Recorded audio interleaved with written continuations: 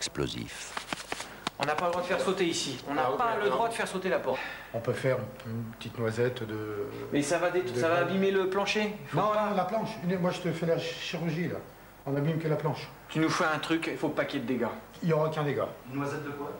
Une noisette de peintrite. C'est un petit explosif qui est très bien. On dirait du chewing-gum, c'est sympa comme tout. Entre peintrite et Formex, qu'est-ce que... Bah écoute, moi, je suis plutôt partisan du Formex par rapport à la peintrite, qui déchire. Okay. Si tu veux, Yo-Yo, ce qui est important pour nous, ça va être la surprise. Hein? Et le plus silencieusement possible. Okay. C'est clair? Allez, action. Travaux pratiques au grenier. Alors, je ne suis pas là, tu ne tiens pas compte de moi, hein, je suis transparent.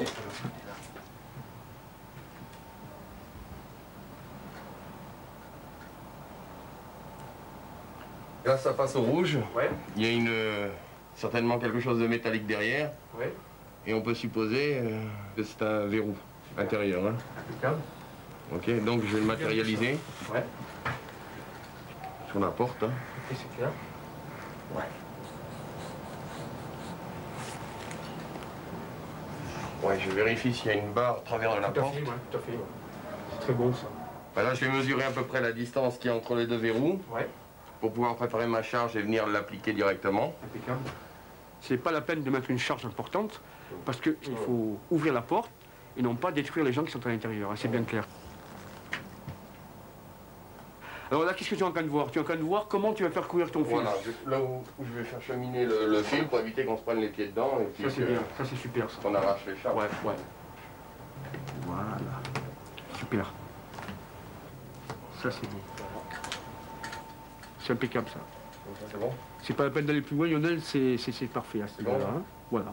Est-ce que tu as remarqué des grosses fautes là, Ben absolument pas. Hein. Bon, maintenant il est certain qu'il va falloir qu'on passe à une vitesse supérieure. Ouais, pour la mise en œuvre. La prochaine fois, voilà, on va travailler sur une porte qu'on va détruire. Tu vas voir un immeuble avec 2-3 étages, avec des portes blindées. Il y aura au moins 50 portes à faire péter. On va vraiment s'éclater, si je puis dire. Tu vois ce que je veux dire, Lionel? Okay.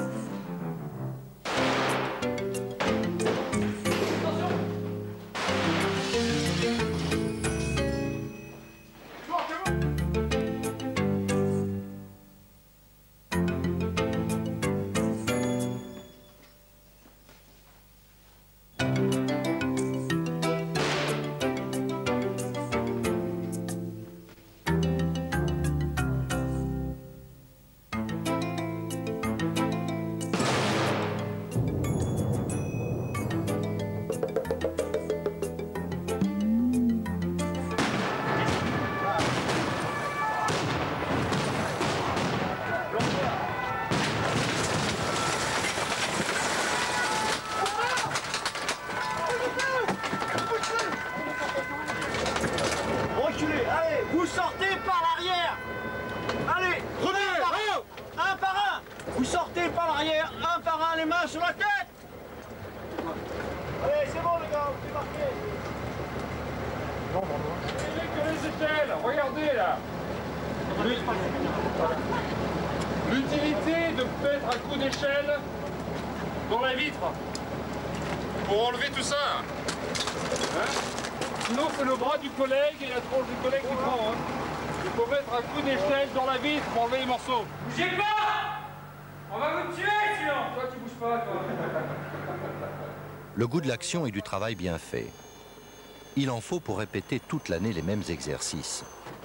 Huiler le mécanisme d'une intervention, c'est gagner ces quelques précieuses secondes qui font toute la différence entre une opération réussie et un carnage. Suivez bien ce qui se passe à l'abordage. L'homme de tête a perdu du temps à cause de son bouclier trop lourd.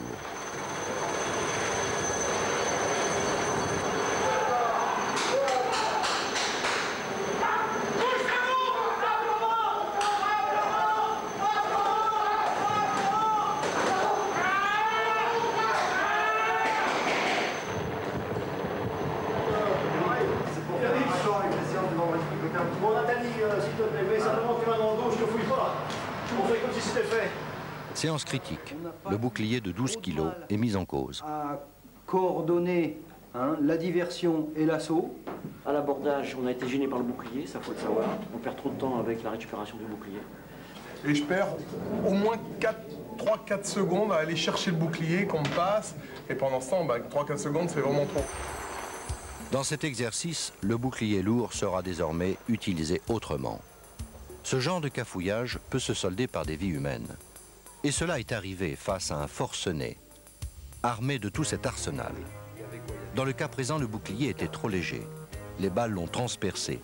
Celui qui le tenait, plaqué au sol pendant 45 minutes, a été gravement blessé et le collègue qui se cachait dans son dos a été tué. Donc nous on est couché par terre puisque ça commence à allumer, boum. Donc le premier binôme, et on le voit jamais.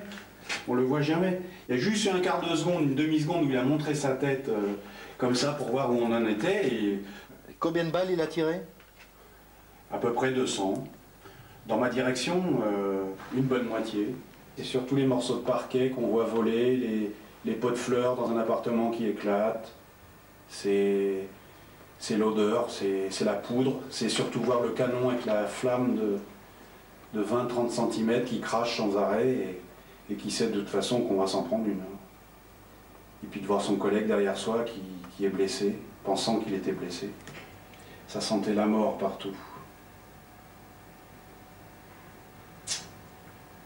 Bien sûr, ça nous poursuit tout le temps.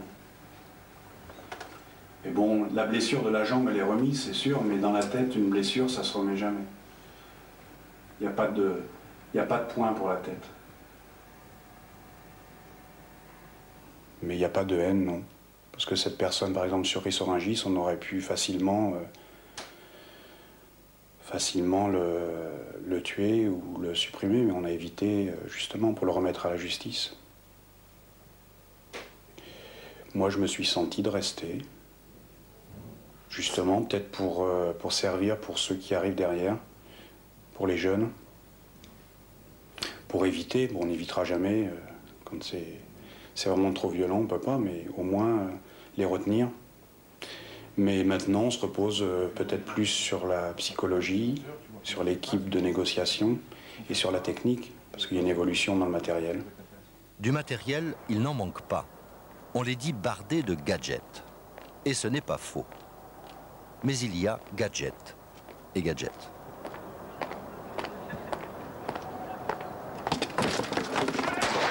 On avait ça aussi. Mouche. Ça, c'est quelques gadgets que nous avions et que nous avons mis complètement à l'écart parce qu'on s'aperçoit que, bon, pour ce qui est du PM, on vient en superposition avec notre arme de poing avec un encombrement supérieur, alors ça présente absolument aucun intérêt. Même titre que l'arbalète, hein, l'arbalète qui était soi-disant faite pour être utilisée dans des endroits où il y aurait des hydrocarbures, éviter les étincelles, mais on s'est aperçu qu'il n'y avait absolument aucune précision. Pour nous, ce n'est pas une arme opérationnelle. On m'a parlé d'un filet explosif, les Polonais récemment. Oui, ça c'est pour attraper un forcené, arme blanche ou autre, mais bon, avant de le mettre en œuvre, c'est pas opérationnel encore. Vous êtes pris les pieds dedans, je crois. Lequel c'est ton point? Le mien, c'est le point rouge à droite. Bah non, c'est le mien. Non, le mien, c'est en haut. Je sais plus. Bah tiens, là, au milieu. Bah écoute, tu vois, le problème du laser, c'est qu'on a du mal à identifier son point. Là, il y a 3 points qui se promènent sur plusieurs cibles. Quelle est notre cible? On ne sait plus. Vous avez beaucoup de gagnants de concours Lépine qui viennent vous apporter des gadgets? Quelques-uns sont venus, mais je crois qu'on n'est ni Rambo ni James Bond. Je vous ai apporté une relique là de 58. Un tank a dû écraser la maison dans laquelle le forcené s'était enfermé. Ils ont balancé un char de 50 tonnes contre un individu qui faisait 80 kilos. Et le gars, c'était qui? Et ben là, c'était un ex-champion de France de tir à l'arc. Ah, l'arbalète aurait pu servir. Bah là, lui... ça aurait été plus utile et plus efficace que le char, peut-être, non? À mon avis, à l'époque, il n'y avait pas le raid. Hein. Ah oui, les moyens ont évolué. Hein. Leurs moyens, leur luxe, ce sont les armes. L'armurerie du raid, D pour dissuasion, sert de laboratoire à la police nationale. Ils prennent ce qu'il y a de mieux, ils testent, ils adaptent. Il faut bien dire que ces experts ont la passion des armes. Le tout dernier des HK en fusil d'assaut 5,56. Vous l'essayez. Là, ce sont les éclairages intensificateurs de lumière. Belle gamme de fusils à pompe, il y a tout... Réducteurs de son, alors ce sont des pastilles. Quel régal de tirer avec un silencieux, mon Dieu, un silencieux, ça fait pas de bruit, on a l'impression de tirer avec une carabine à comprimer, et pourtant à 100 mètres, on va faire du trou dans le trou. Bon, ça c'est un revolver, un MR73, en calibre 357. Celui-là j'aime bien. En deuxième arme, on garde généralement un 357 pour la puissance de feu.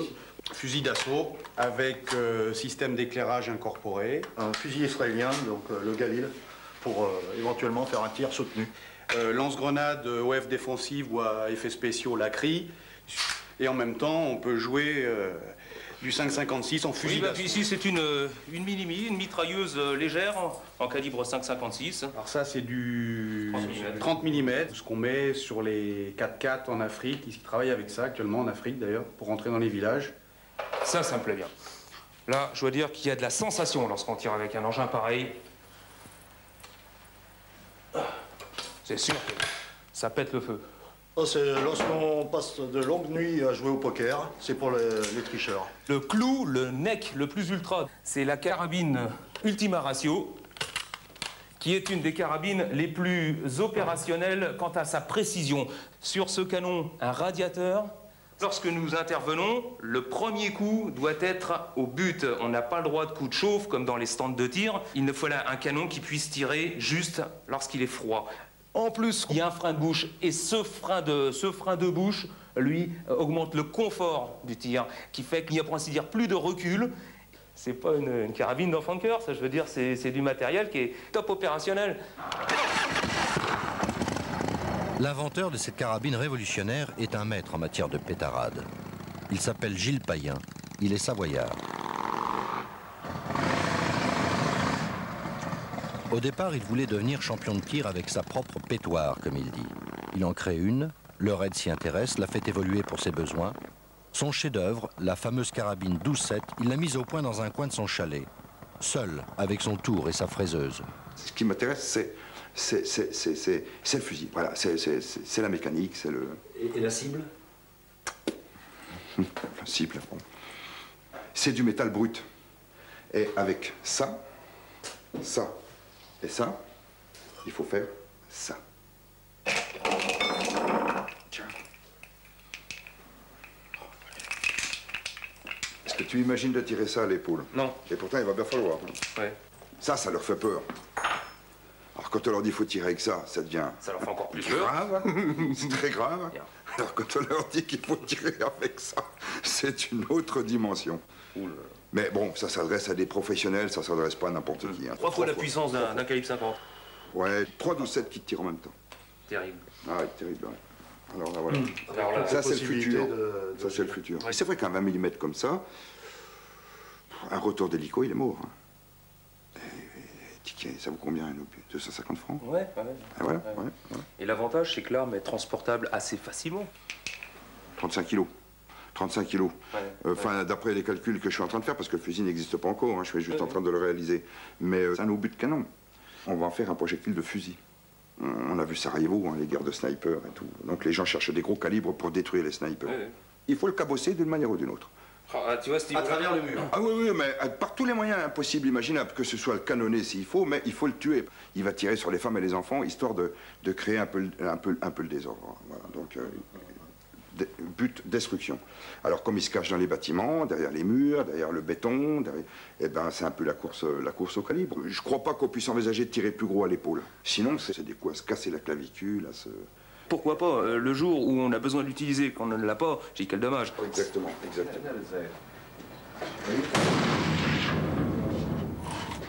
Alors? Oh là là, c'est la folie. Attends, il va nettoyer la couche.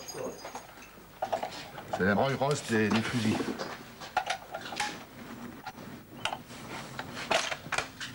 Le dégazage est aussi impressionnant qu'avec l'ancien frein de bouche. Plus.